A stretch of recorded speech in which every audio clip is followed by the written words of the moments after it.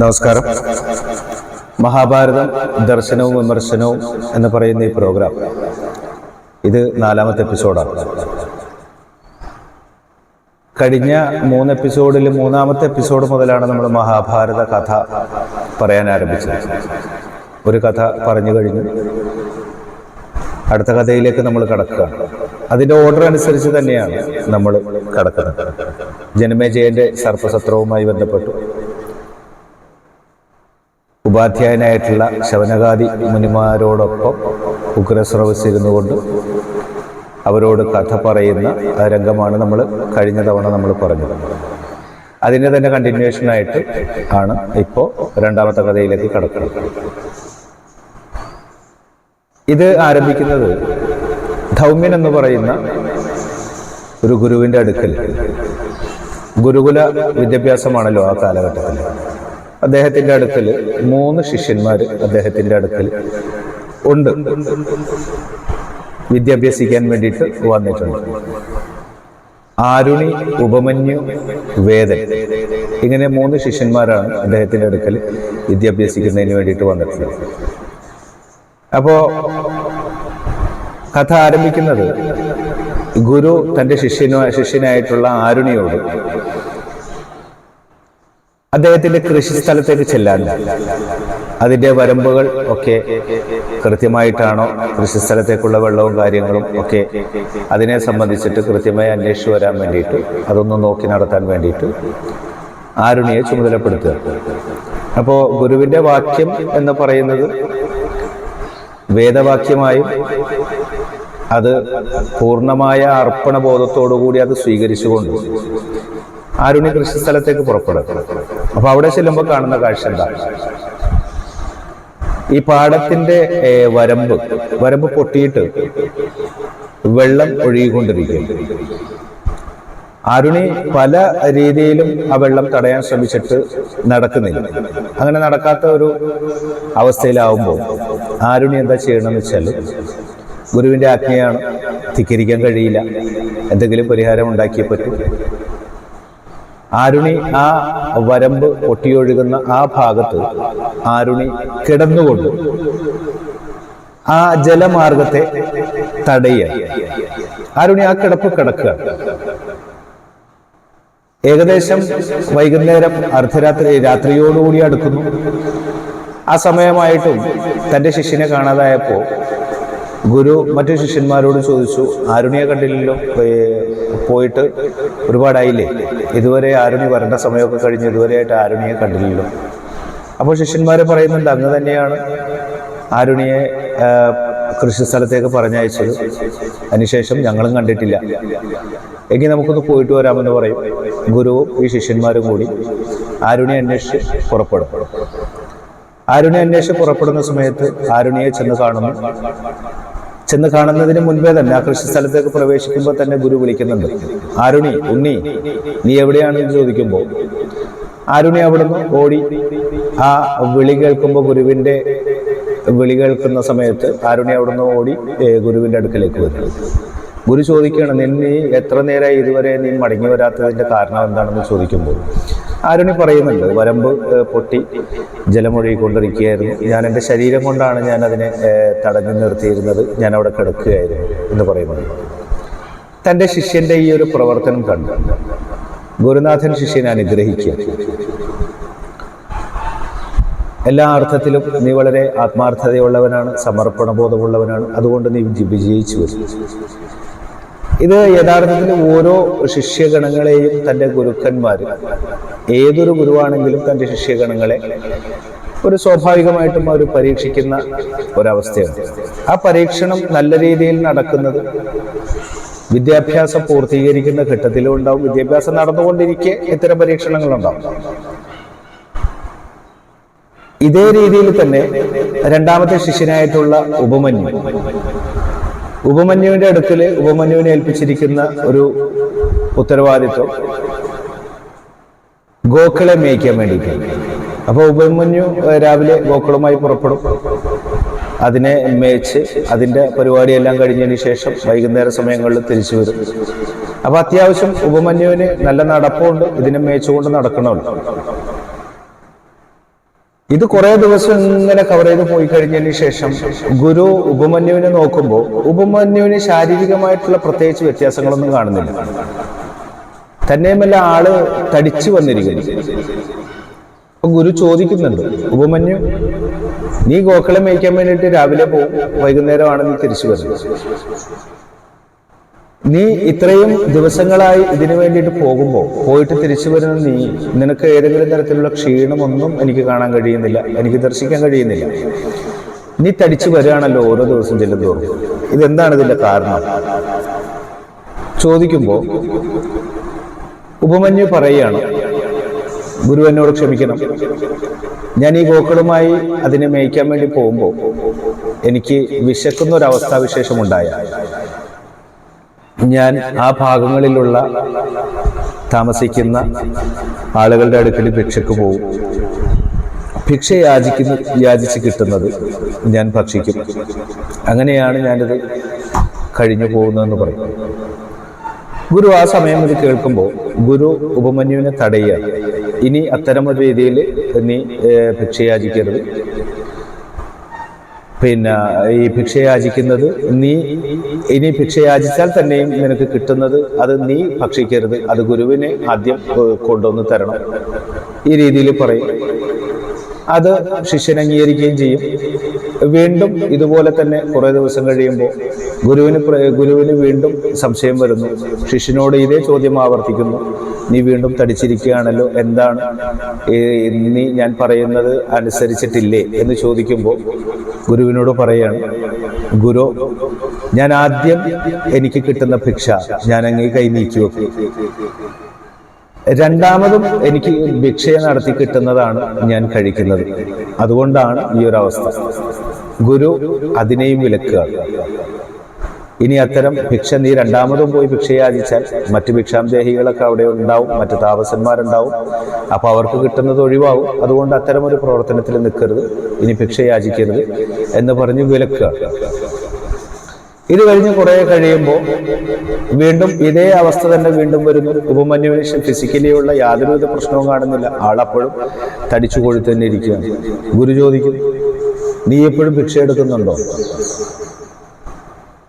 ഉപമന്യു പറയും, ഞാനിപ്പോ ഭിക്ഷ എടുക്കുന്നില്ല. പിന്നെന്താണ്, നീ ഇപ്പോഴും ഈ തടിച്ചു തന്നെയാണല്ലോ ഇരിക്കുന്നത്. അത് ഗുരുദേവ, ഈ നമ്മൾ മേയ്ക്കാൻ വേണ്ടി പോകുന്ന ഈ ഗോക്കളുടെ കൂട്ടത്തിൽ പ്രസവിച്ച ചില ഗോക്കളുണ്ട്. അപ്പൊ അതിൻ്റെ പാല് ഞാൻ കുടിക്കും. അതുകൊണ്ടിട്ടാണ് ഈ ഒരു വ്യത്യാസം കാണാത്തത്. ഗുരു അതിനെയും വിലക്കുക. ഇനി അത് ചെയ്യരുതെന്ന് പറയും. ഇത് കഴിഞ്ഞ് കുറച്ച് കഴിയുമ്പോൾ ഇതേ അവസ്ഥ വീണ്ടും സംജാതമാവുന്നു. വീണ്ടും ഗുരു ചോദിക്കുന്നു. അപ്പോ പാല് കുടിക്കരുതെന്ന് വിലക്കിയിട്ടുണ്ടല്ലോ. അപ്പൊ ഗുരുവിനോട് പറയും, ഞാനിപ്പോ പാല് കുടിക്കുന്നില്ല, പക്ഷെ അതിൻ്റെ കിടാവുണ്ട്. കിടാവ് പാല് കുടിക്കുന്ന സമയത്ത് അതിൽ നിന്നും പുറത്തേക്ക് ഒലിച്ച് ഒഴുകുന്ന പാല് അത് ഞാൻ നക്കി കുടിക്കാറുണ്ട്. ഉടനെ തന്നെ ഗുരു അതിനെയും വിലക്കുകയാണ്. നീ അതങ്ങനെ ചെയ്യരുത്. അങ്ങനെ ചെയ്യുമ്പോൾ അങ്ങനെ കുടിക്കാൻ ഒരാളുണ്ടെന്ന് കരുതി ആ പയ്യെന്ത് ചെയ്യും? ഒരുപാട് പാല് അതിൻ്റെ വശങ്ങളിലൂടെ ഒഴുക്കാനത് ശ്രമം നടത്തും. അതുകൊണ്ട് അതും നീ ചെയ്യരുത്, അത് പൈക്ക് അവകാശപ്പെട്ടതാണ് എന്ന് പറഞ്ഞ്, അത് കിടാവിന് അവകാശപ്പെട്ടതാണ് എന്ന് പറഞ്ഞ് അതിനെയും വിലക്കുക. ഇതുകൂടി വിലക്കി കഴിഞ്ഞപ്പോൾ ഉപമന്യുവിന് ശരിക്കും പറഞ്ഞാൽ യാതൊന്നും തന്നെ ഭക്ഷിക്കാൻ കഴിയാത്ത അവസ്ഥാവിശേഷം സംജാതമാവുക. ആ സമയത്ത് ഉപമന്യുവിന് വിശപ്പ് സഹിക്കവയ്യാതായിട്ട് ഉപമന്യു ചെയ്യുന്നത് പോകുന്ന വഴിയിൽ കണ്ട വൃക്ഷത്തിൽ നിന്നും ഇല പറിച്ച് കഴിക്കുക. ആ ഇല പറിച്ച് കഴിച്ചതിന് ശേഷം ഉപമന്യുവിൻ്റെ കാഴ്ച നഷ്ടപ്പെടും. ആ കഴിക്കുന്ന ഇല എരിക്കിൻ്റെ ഇലയാണ് കഴിച്ചതെന്നാണ് രേഖപ്പെടുത്തി വെച്ചിരിക്കുന്നത്. മഹാഭാരത കാവ്യത്തിൽ എരിക്കിൻ്റെ ഇല എന്നാണ് അതിനെ പറയുന്നത്. എരിക്കിൻ്റെ ഇല നമ്മളിവിടെ ഈ ചില ചികിത്സകൾക്ക്, ഉപ്പുറ്റിവേദനക്കൊക്കെ നമ്മൾ എരിക്കിൻ്റെ ഇല ഉപയോഗിക്കാറുണ്ട്. എരിക്കിൻ്റെ ഇലയിൽ ഈ തൈലം തേച്ചിട്ട് ഒരു ഇഷ്ടികൻ്റെ മേളിൽ വെച്ചിട്ട് കാല് ചവിട്ടി വെക്കാൻ വേണ്ടി പറയും. ഇതെന്തോ ഒരു 7 ദിവസം 14 ദിവസമൊക്കെ ചെയ്താൽ വലിയ ശമനം കിട്ടുമെന്ന് പറയുന്നു. എരിക്കിൻ്റെ ഇല കൊണ്ട് ഒരുപാട് ഗുണങ്ങളുണ്ട്. ഇവിടെ എരിക്കിൻ്റെ ഇല കഴിച്ചിട്ട് ഉപമന്യുവിന്റെ കാഴ്ച നഷ്ടപ്പെട്ടു എന്നാണ്. കാഴ്ച നഷ്ടപ്പെട്ടു ഉപമന്യു നടക്കുന്ന സമയത്ത് ഒരു പൊട്ടക്കിണറിൽ വീണു. പൊട്ടക്കിണറിൽ വീഴുന്ന ഘട്ടത്തിൽ ഉപമന്യു പൊട്ടക്കിണറിൽ വീണുകൊണ്ട് അവിടുന്ന് വിളിക്കുന്നുണ്ട്, പലരെയും വിളിക്കുന്നുണ്ട്. പക്ഷെ അവിടെ ആളില്ലല്ലോ. രാത്രിയായിട്ടും ഉപമന്യുവിനെ കാണാതായി കഴിഞ്ഞപ്പോൾ ഗുരുവും ശിഷ്യന്മാരും കൂടി ഉപമന്യുവിനെ അന്വേഷിച്ചിറങ്ങുകയാണ്. ഉപമന്യുവിനെ അന്വേഷിച്ചിറങ്ങുന്ന ഘട്ടത്തിൽ വിളിച്ചുകൊണ്ടാണ് നടക്കുന്നത്. ഉപമന്യു ഉപമന്യു എന്ന് വിളിക്കുമ്പോൾ ഈ പൊട്ടക്കിണറിൽ നിന്നും വിളി കേൾക്കുകയാണ് ഉപമന്യു. ഗുരുനാഥൻ ചെന്ന് നോക്കുമ്പോൾ പൊട്ടക്കിണറിൽ വീണ് കിടക്കുക. അപ്പൊ ഗുരുനാഥൻ ചോദിക്കുമ്പോൾ എന്താണ് സംഭവിച്ചതെന്ന് ചോദിക്കുമ്പോൾ ഉപമന്യു പറയുന്നത്, ഇങ്ങനെയൊക്കെയാണ് സംഭവിച്ചത്. എനിക്ക് വിശപ്പ് സഹിക്കാൻ വയ്യാതായി കഴിഞ്ഞപ്പോൾ ഞാൻ ഇല എടുത്ത് കഴിച്ചു. ആ ഇല കഴിച്ചതോടുകൂടി എൻ്റെ കണ്ണിൻ്റെ കാഴ്ച നഷ്ടപ്പെട്ടു. അങ്ങനെ ഞാൻ ഈ പൊട്ടക്കിണറ്റിൽ വീണതാണ്. ഗുരു ആ സമയം ഉപമന്യുവിനോട് ഉപദേശിക്കുന്നത്, നീ ദേവഗണങ്ങളായിട്ടുള്ള അശ്വനി ദേവന്മാരെ, ദേവഗണങ്ങളിൽപ്പെട്ട വൈദ്യന്മാർ, ദേവവൈദ്യന്മാരായിട്ടുള്ള അശ്വനി ദേവന്മാരെ നീ വിളിച്ചു വരുത്താൻ പറയും. അവരെ ആരാധിച്ചുകൊണ്ട്, അവരെ പ്രാർത്ഥിച്ചുകൊണ്ട് വിളിച്ചു വരുത്താൻ വേണ്ടി പറയും. അവർ ആവശ്യമായ പരിഹാരം നിനക്ക് ഉണ്ടാക്കി തരുമെന്ന് പറയുന്നു. ഇത് ഗുരു ഇത് പറയുമ്പോൾ ഉപമന്യു അവിടെ പൊട്ടക്കിണറ്റിൽ ഇരുന്നു കൊണ്ട് തന്നെ അശ്വിനി ദേവഗണങ്ങളെ ആവാഹിക്കുക. ഈ അശ്വിനി കുമാരന്മാരെന്ന് പറയുന്നത് മഹാഭാരത കഥയിൽ തന്നെയുള്ള പഞ്ചപാണ്ഡവരായിട്ടുള്ള നകുലന്റെയും സഹദേവന്റെയും ഈ അശ്വിനി കുമാരന്മാരുടെ അശ്വിനി ദേവഗണങ്ങളുടെ വരപ്രസാദമാണ് നകുലനും സഹദേവനും.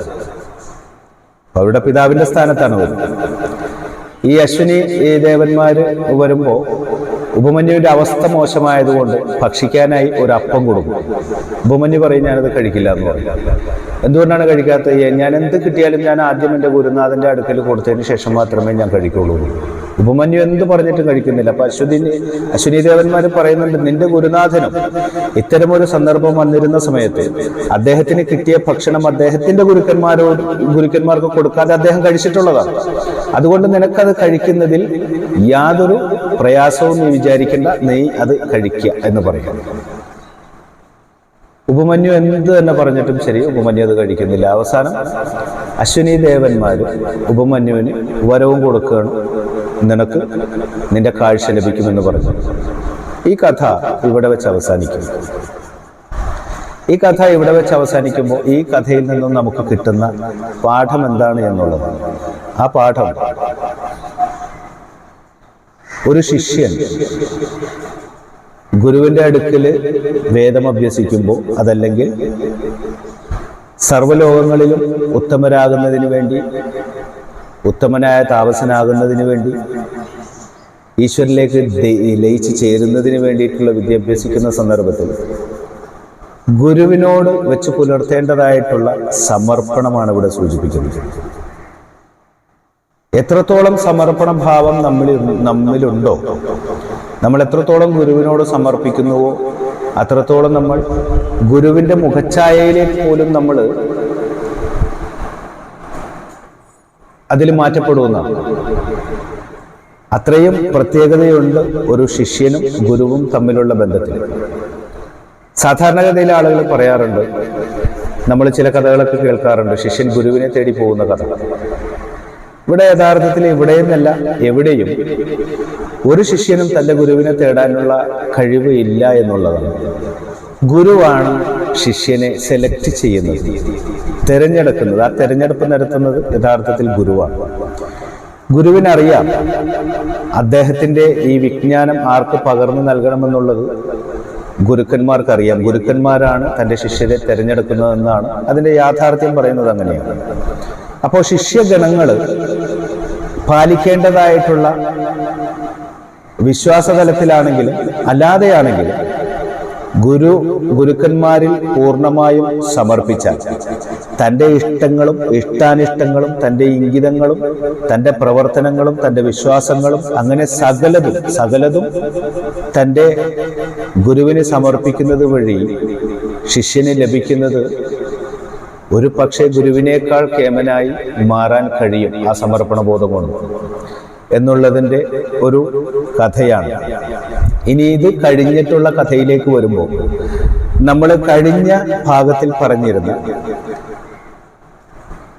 ജനമേജയനുമായി ബന്ധപ്പെട്ടിട്ടുള്ള എവിടെയാണോ തുടങ്ങിയത് അങ്ങോട്ട് തന്നെ എത്തിപ്പെടാൻ പാകത്തിലുള്ളതാണ് അടുത്ത കഥയിലേക്ക് വരുന്ന സന്ദർഭം. ഈ കഥ ഇവിടെ വെച്ച് അവസാനിക്കും. അതിനോടൊപ്പം നിങ്ങളോട് പറയാനുള്ളത്, ഈ മഹാഭാരത കാവ്യം തീർത്ത് പറയണമെങ്കിൽ എത്ര വർഷം നീണ്ടു നിൽക്കുന്ന ഒരു സംസാരമാവും ഇത് എന്നുള്ളത് യഥാർത്ഥത്തിൽ എനിക്കറിയില്ല. ഇത് എത്ര നാൾ നീണ്ടു നിൽക്കും എന്നുള്ളത്. ഞാൻ അതിനകത്ത് മനസ്സിലാക്കുന്നത്, നമ്മുടെ M സജീന്ദ്രൻ മാഷിനെ പോലുള്ള ആളുകൾ എന്തോ 3 വർഷം എന്തോ അദ്ദേഹം എടുത്തിട്ടുണ്ട്. ആഴ്ചയിൽ ഒരിക്കലാണ് അദ്ദേഹത്തിന്റെ ഈ ക്ലാസ്, ഈ വീഡിയോ സാധാരണ ഉണ്ടാവുക. 1 മണിക്കൂർ സമയമാണ് അദ്ദേഹം ഒരു വീഡിയോ. ഞാനിതുവരെ 15 മിനിറ്റ് 20 മിനിറ്റിനുള്ള വീഡിയോ ആക്കി മാറ്റുന്നതിന്റെ പ്രധാന കാരണം, ഇത് അത്രയും ഈ വൈഡായിട്ട് പോകണ്ട. അദ്ദേഹം പറഞ്ഞതുപോലെ വിശദീകരിച്ച് പറയാൻ അദ്ദേഹം പറയുന്നത് പോലെ പറയാൻ എനിക്ക് കഴിയില്ല, ഒരു തരത്തിലും കഴിയില്ല. എൻ്റെ ആഗ്രഹമാണ് മഹാഭാരതവുമായി ബന്ധപ്പെട്ട് ഇത്തരമൊരു ദർശന വിമർശനങ്ങളിലേക്ക് കടക്കുമ്പോൾ കൂടുതൽ പഠിക്കാനും കൂടുതൽ കാര്യങ്ങളെക്കുറിച്ച് ചിന്തിക്കാനും ഓരോ വിഷയങ്ങളിലും കൃത്യമായ ഒരു വിശകലനം നടത്താനും ഒക്കെ സാധിക്കും എന്നുള്ള ആഗ്രഹം കൊണ്ട് ഞാൻ ഇറങ്ങി പുറപ്പെട്ടിരിക്കുകയാണ്. ഇത് എത്ര നാൾ നീണ്ടു പോകുന്നുള്ളത് അറിയില്ല. അതുകൊണ്ട് തന്നെ പരമാവധി 20 മിനിറ്റിൽ താഴെ ഒരു വീഡിയോ നിർത്താൻ വേണ്ടി പരമാവധി ശ്രമിക്കുന്നുണ്ട്. അതുകൊണ്ടാണ് ഓരോ കഥകൾ തീരുന്ന ഘട്ടത്തിൽ തന്നെ ഞാനത് അവസാനിപ്പിക്കുന്നതും. നമുക്ക് അടുത്ത കഥയുമായി അടുത്ത ദിവസം നമുക്ക് വരാം. നമസ്കാരം.